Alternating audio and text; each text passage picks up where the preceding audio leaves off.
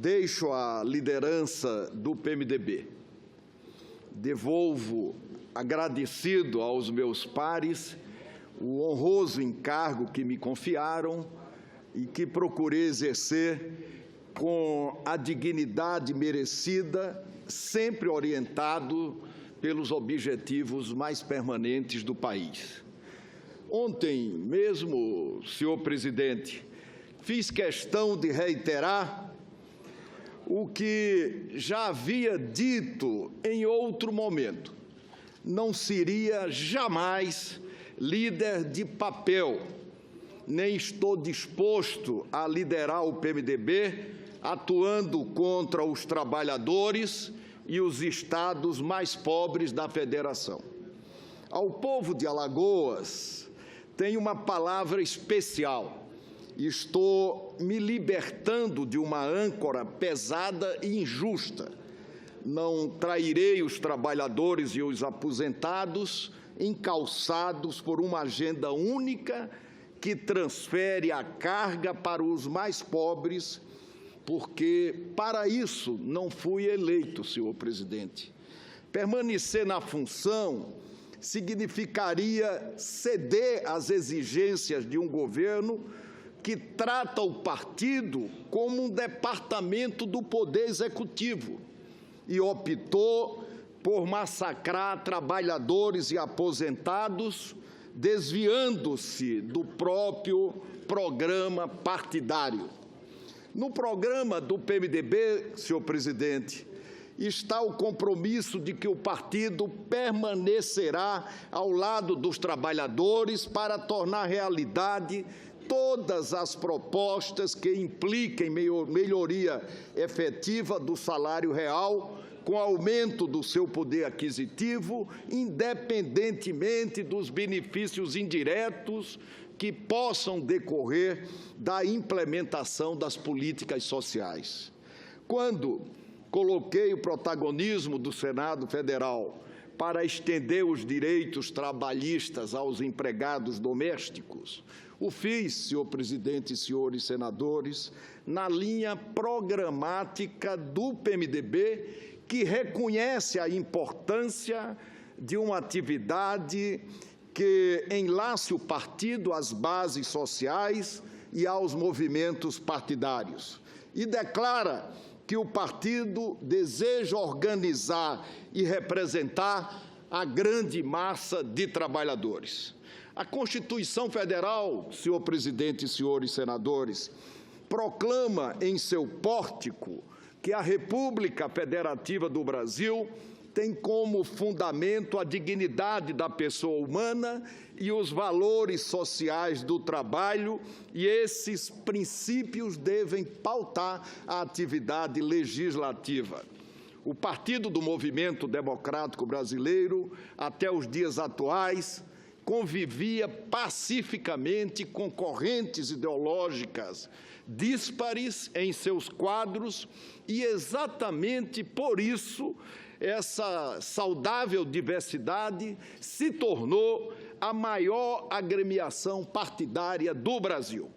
Os tempos mudaram, senhor presidente e senhores senadores, e ingressamos num ambiente de intrigas, provocações, ameaças e retaliações imposta por um governo suprimindo o debate de ideias e perseguindo parlamentares que não rezam na cartilha governamental, chegando ao ponto de tentar impedir a discussão e alteração aqui no Senado Federal da chamada reforma trabalhista, enviada pelo governo para a Câmara dos Deputados e pela Câmara dos Deputados para esta outra casa do Congresso Nacional.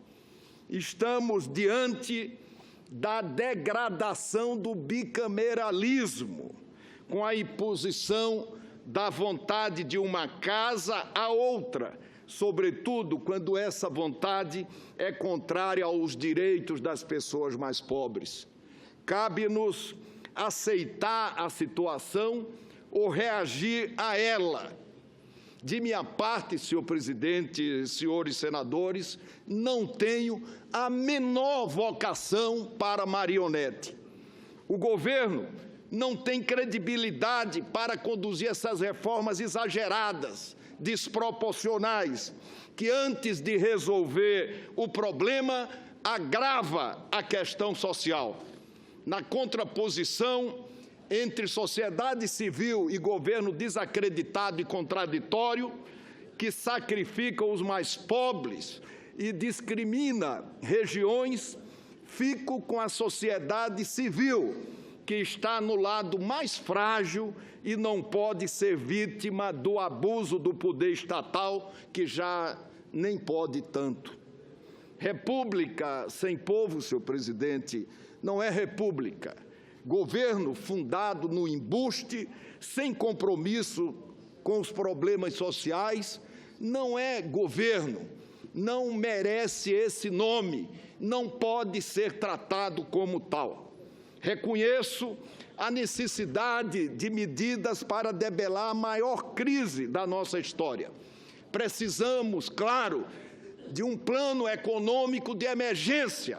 Ontem, novamente, o ministro do Planejamento chamou a atenção de todos para a gravíssima crise fiscal que o país atravessa. Defendo reformas, como todos sabem, mas não as reformas encomendadas e destinadas a abolir direitos trabalhistas conquistados a duras penas. Com isso, não compactuarei, senhores senadores. O Brasil, já disse outras vezes, precisa atualizar a legislação trabalhista e a legislação previdenciária, é verdade, mas deve se afastar de reformas sem critérios, que atendam apenas ao sistema financeiro e parte do empresariado, ampliando desigualdades e ampliando sofrimentos. Não vejo apenas erros, mas convenhamos, votar a terceirização ampla, geral e restrita, sem passar pelo Senado Federal, fazer reforma trabalhista, sem que o Senado possa alterar uma linha sequer e fazer reforma da Previdência para agradar o sistema financeiro em detrimento das camadas mais pobres da população, é demais, senhor presidente e senhores senadores. Até o Papa se posicionou contra soluções amargas que punem o trabalhador e acentuam as desigualdades. Mas como mudar o pensamento de um governo comandado por Eduardo Cunha, que mesmo na prisão seguia influenciando, e os fatos demonstram, até recebendo dinheiro.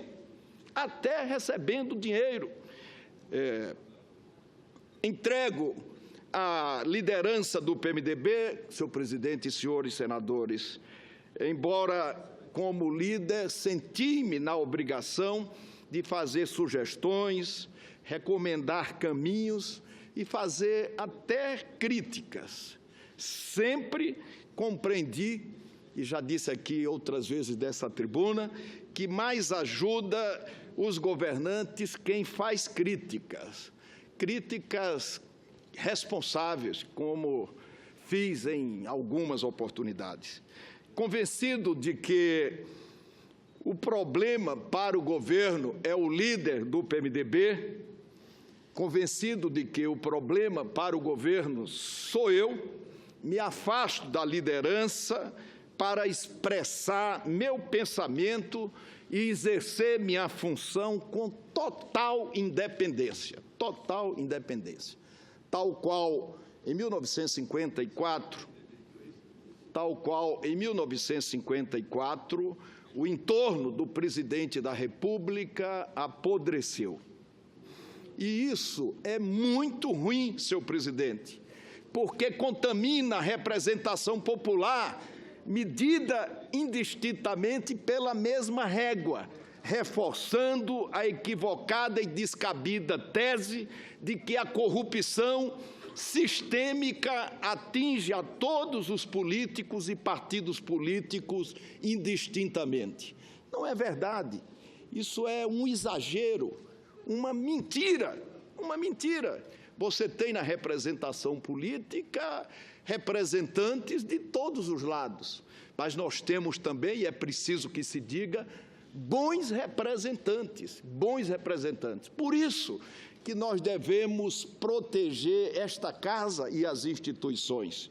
No meio daquela canalice promovida por Sérgio Machado, ex-senador Sérgio Machado, surgiu uma frase dita pelo senador Romero Jucá, também ilegalmente gravado.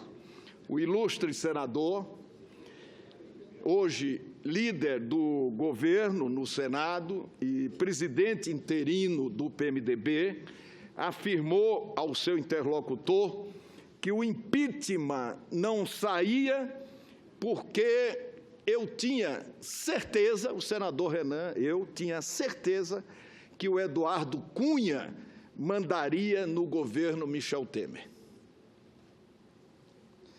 Naquela oportunidade, senhor presidente, o meu querido Romero Jucá afirmou ao seu interlocutor que Eduardo Cunha estaria politicamente morto.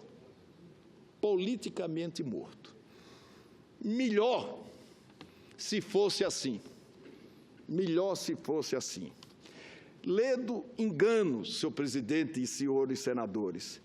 Os últimos acontecimentos comprovam a sua total influência no governo, recompondo lideranças no recesso do Carnaval, nomeando ministros, dando as ordens diretamente do presídio e apequenando o presidente, cuja república periclita nas suas mãos. A propósito dessa influência perniciosa, observo, na última semana, o governo de Michel Temer foi obrigado, por força de outra atitude atabalhoada, a recuar na iminência da decisão de substituir a advogada-geral da União por um nome indicado por Eduardo Cunha, que continua a ter seus olhos e ouvidos no Palácio do Planalto. Não, sinceramente, não detesto Michel Temer. Não é verdade o que dizem. Longe disso, longe disso. Não tolero a sua postura covarde diante do desmonte da consolidação do trabalho. A situação econômica e política do país é gravíssima. Todos os dias vemos o aprofundamento do caos e começamos a trilhar um preocupante caminho que, ao longo da história do Brasil, nunca acabou bem, nunca acabou bem. Para construir saídas, a serenidade e a liderança são indispensáveis. A ferocidade destrói pontes e não ajuda a construir caminhos. Desse caldo não surge luz, toldando ainda mais a esperança e o futuro. Ao Parlamento cabe a missão de defender os interesses do país, e nesses momentos é fundamental ter a grandeza, não ficar apegado a cargos e situações ilusórias e passageiras de poder. É indispensável ter um projeto de nação apto a debelar o quadro recessivo, retomando investimentos e restabelecendo a credibilidade do Brasil no mercado interno e no mercado internacional. Estou convencido de que devemos direcionar nossos esforços para construir um novo consenso, com uma agenda alternativa que verdadeiramente possa reverter as expectativas negativas, tanto na economia quanto na própria política. Agradeço, senhor presidente, sinceramente, aos meus companheiros de partido, senadoras e senadores, pelo apoio e pela confiança. Sou verdadeiramente grato pelos inúmeros gestos de amizade que recebi. devolver a liderança do partido no Senado e aos meus pares, neste momento, não carrega nem sequer 1 milímetro de ressentimento. É decorrência da dinâmica política e da minha percepção do momento de passar o bastão para outra ou outro companheiro ou companheira que, no que for possível, terá a minha total colaboração. Reafirmando, senhor presidente, meus compromissos com o Brasil e com Alagoas, eu agradeço a todos pela atenção dispensada no momento em que exercia a liderança do PMDB nesta casa e no momento também a que assistem, escutam, ouvem essas breves palavras. Eu, mais uma vez, agradeço a todos, especialmente a gentileza